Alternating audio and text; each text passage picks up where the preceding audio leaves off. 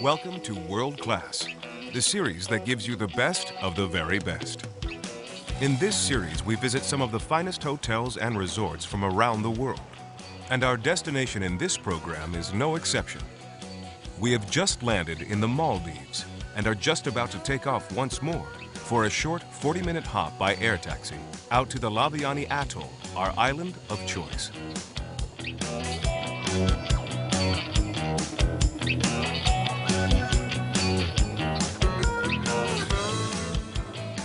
Officially known as the Republic of Maldives, this is an island nation made up from a group of 26 atolls, some 370 miles from the southern tip of India and around 417 miles from Sri Lanka.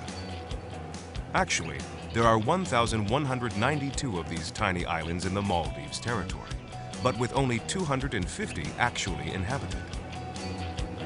But we are focusing on just one little island. This is the beautiful island of Kanuhura.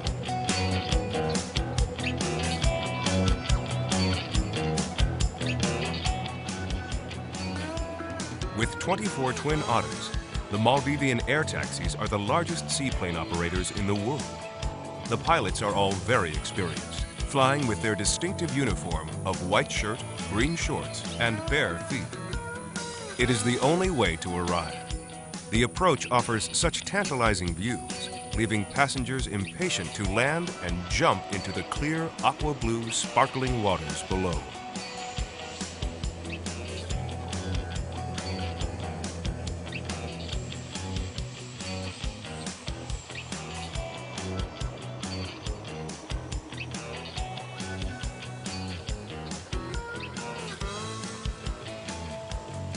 Here, the pilots require terrific boatsmanship as well as aeronautical skills, and make mooring up look as easy as a gondolier offloading tourists at St. Mark's Square in the choppy waters of Venice.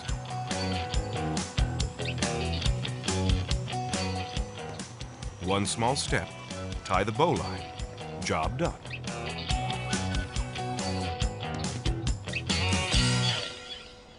If you are looking for a picture-perfect postcard, look no further. This holiday island is one of the top resorts in the Maldives and a favorite with the sun-seeking jet set who simply need to unwind. The hotel has an occupancy rate of 100%, with many of its guests returning on a regular basis. The resort is elegant and immaculate, with terrific attention to detail in the landscaping. So much so that within minutes of landing, you feel in awe of the surroundings. These water villas on stilts offer the ultimate experience of tranquility. The 18 villas are built with privacy in mind, and so none of the wooden decked balconies are overlooked. Each villa has its own private set of steps into the sea, connecting you directly with a colorful array of tropical fish. These are places to sit, relax, and read. The constant soft sound of the sea lures you to swimming from dawn to midnight, after which the lullaby of the sea sends you to a land of tropical dreams and sets you up for another fresh and reviving morning tropical swim. And so the cycle goes on. Inside, the rooms have both air conditioning and ceiling fans, but the best cooling option of all is to simply open the wooden slats and relax in the cool sea breeze.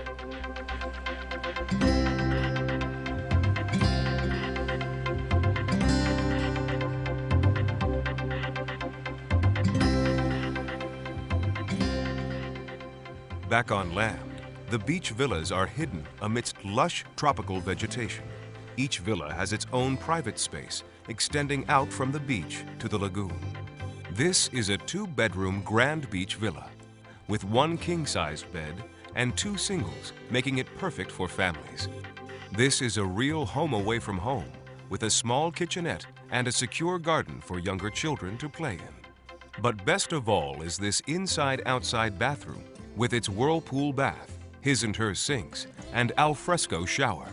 With every touch and every glance, this suite simply oozes world class.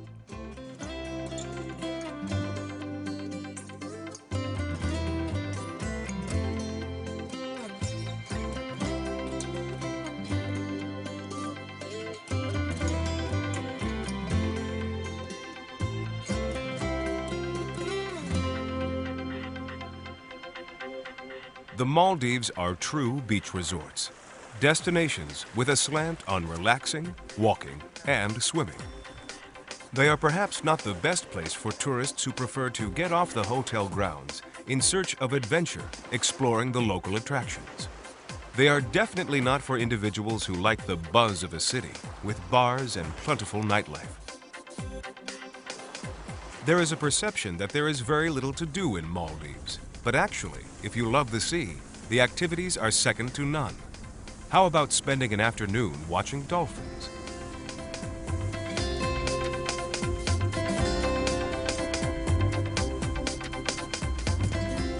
Here, sightings are just about guaranteed.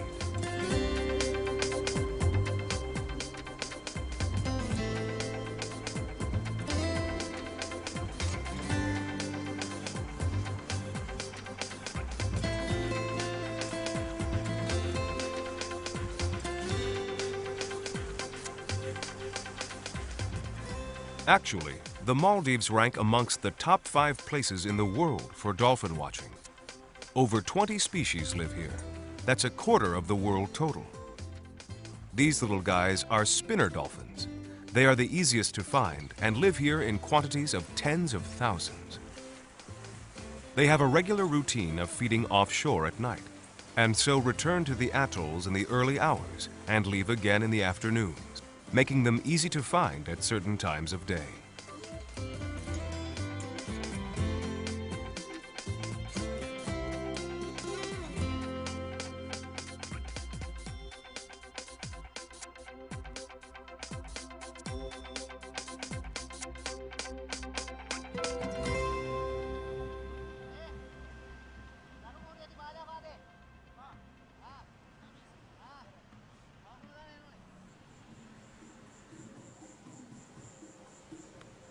So, as the spinners set out on their offshore fishing adventures, a golden sunset marks the closing of the first day in our trip to paradise.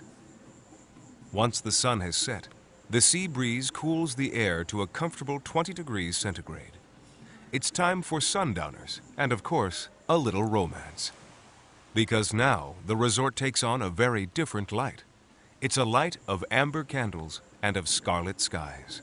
It's a lovely time to walk, talk, and for some, to reflect on the day's achievements of, well, doing nothing at all. The lantern-lit walkways provide great opportunities for pictures that will no doubt prompt happy memories for many years to come. The inside is met by the outside with the cool coral sand covering the floor in the main bar. Meanwhile, at the restaurant, a table is carefully prepared for a moonlit meal for 2. These magical moments aren't, of course, accidental. They are manufactured by the owners of Kanuhura Island. The setting and the ambience are all a creation of the 5-star management and staff. But who cares when all the elements combine to make for a perfect stay in a perfect place? It's day 2 and time for the whole laid-back adventure in this hidden retreat to start all over again. But while the guests go about their business of total relaxation, the staff sets out to work their magic once more.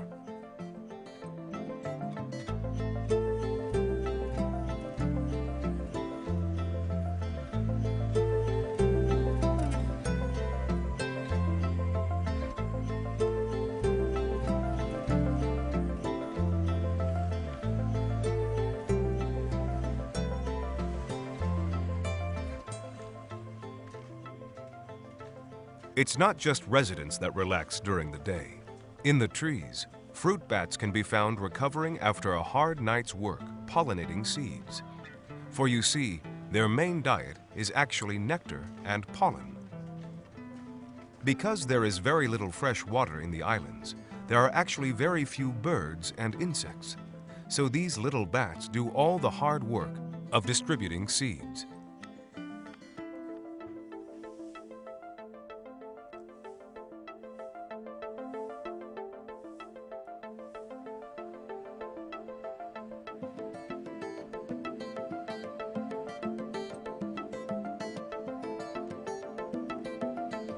And so the end of another idyllic day slowly draws to a close. Another day of perfection created by the staff, whose ambition is simply to please.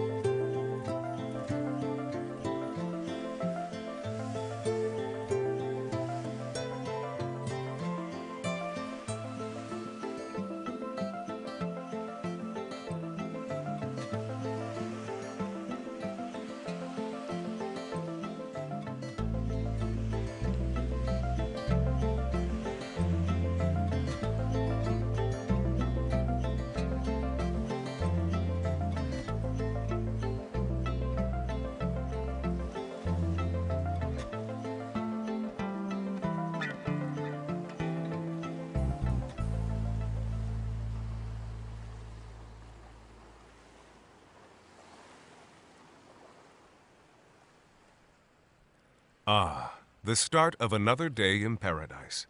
Somehow, it's almost expected. So much so that should you keep a diary while on vacation in the Maldives, the entries could be very repetitive. For instance, day 1. The weather is wonderful. We spent the day relaxing on the beach and swimming in the sea. Day 2. Well, ditto. Day 3. Ditto once more. For some, that's just ideal. But should you have the urge to be slightly more active than race to reserve your sunbed for the day, there are plenty of activities to try your hand at. We have looked at dolphin watching, but have you ever tried sailing? The lagoons here are the perfect place to learn and are a must for families and children. It's very safe too, as this resort has a no motor policy, so you won't be disturbed by speedboats with water skiers or the buzz and thump of jet bikes bumping across the waves. But of course, you could venture out away from the sanctuary of the lagoon and try your hand at deep sea fishing. You are looking across the bow of Kiola, one of 2 31-foot Bertram Sports fishing boats, owned and run by the husband and wife team, Mario and Louise Tagliante. They only crew with highly experienced local fishermen. These guys have extensive knowledge of the Maldivian waters. This is crucial for safety because of the many reefs to navigate through. This boat is ideal for a party of 4 fishermen and comes complete with fighting chair, outrigger, pen rods and reels, and the latest in lures and game fishing equipment. But perhaps most importantly, the boat comes with Mario. It's something that in Maldives, other than go for snorkeling and diving, fishing is another activity that the people can try and become every year more and more popular. So we try our best to catch a fish, but sometimes the fish is not always there. Today seems to be one of those days. We have trawled for an hour with no big fish in sight. We have a season when the wind from northeast it go between November to March. We have a lot of sailfish. Luckily, we still have a lot of sailfish. We are doing catch and release, so we don't kill them. We let them go. We are member of a bill fishing association, so we are members. So we want to protect the fish. And tuna, yellowfin tuna, also in November. They come very close to the island. We can reach a good fishing area in about 15 minutes, and we had a good chance to catch a yellowfin tuna. And wow is also another beautiful fish, and a lot of fun. It's very, very fast. Oh well, the most important thing they say is the hunt. Still, big fish or not, this makes for a most enjoyable day. Luckily, we can catch marlin. There is always the big trophy, and but Maldives is the place that you can catch most of the time sailfish and marlin occasionally. It's always a beautiful feeling when you catch marlin. Is adrenaline everywhere. It's just fantastic. Thankfully, these creatures are far too clever to take a line. Our friends, the dolphins, once again showed up with big grins on their faces as if to prove that the sea outside of the lagoons has no shortage of marine life.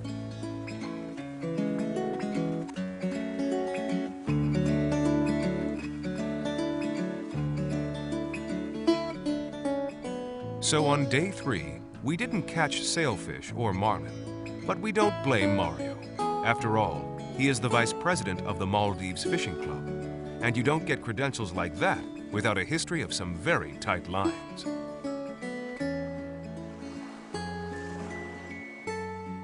So it's back ashore to end the rest of the day, well, doing the usual, of course.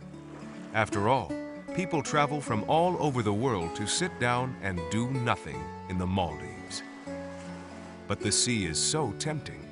Here, you can be Jacques Cousteau in minutes, but you won't need tanks, because in just 4 feet of this crystal clear, skin-caressing water, you will have a faceplate full of fish, proving that the Maldives are as spectacular underwater as above.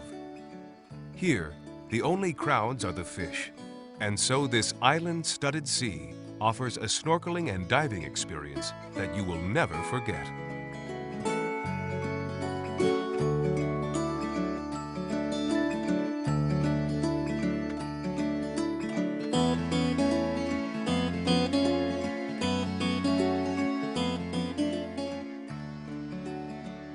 Back on dry land, one can take time to walk around the island. But since it doesn't take very long, why not take the time to walk around again, but in the opposite direction, perhaps as the sun sets? Ah, the stress of such important decisions. Is there really an office that's currently building a mountain of paperwork on your desk back home? Now is certainly not the time to think of that. What office? Ha! Now you've slipped into the Maldivian way of life.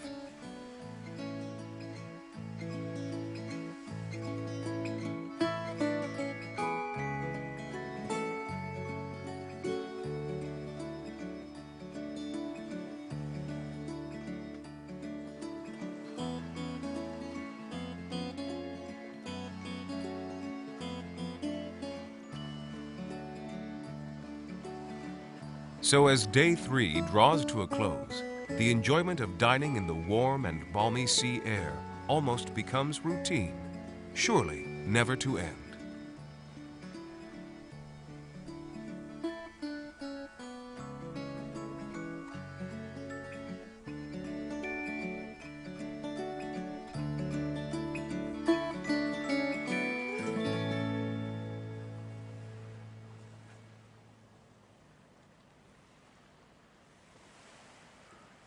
The sheer beauty of these tiny islands is stunning.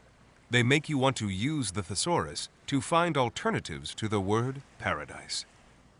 If you would like to see more of the Maldives, you can also try island hopping to experience the very best of these islands. Kanuhura is only one of several quite simply amazing spa resorts. The Taj Exotica Resort, the one and only Ritai Ra, and Shangri-La's Valingali Resort, to name but a few. So why not mix and match with a few days' stay in each?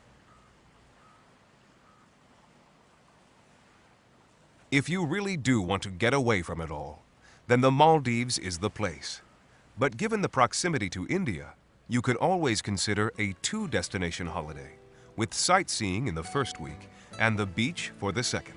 Many travel agents also pair the Maldives with Dubai and Sri Lanka for the same reasons. But if there's a wedding and honeymoon on your mind, the 2-week stay is surely a must. For it's here that those special occasions become positively dreamlike.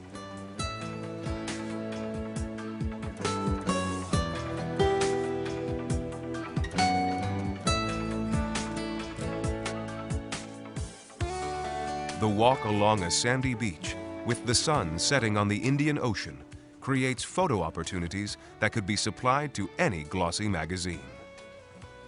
Actually, as with all visitor marriages in the Maldives, this ceremony is a blessing rather than a legally binding wedding. These are known as symbolic weddings, but the faces on this lucky couple say it all. This is a truly romantic occasion.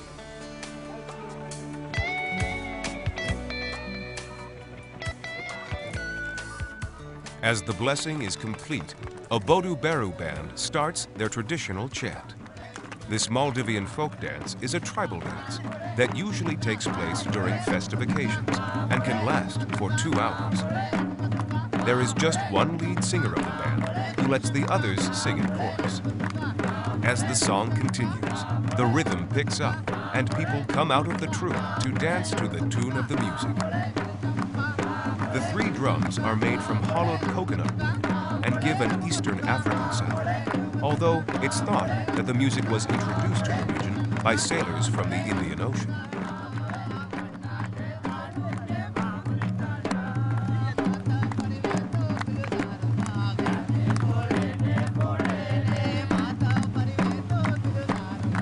The Bodu Baru band will dance themselves into a trance for the next hour, giving a real send-off to the bride and groom.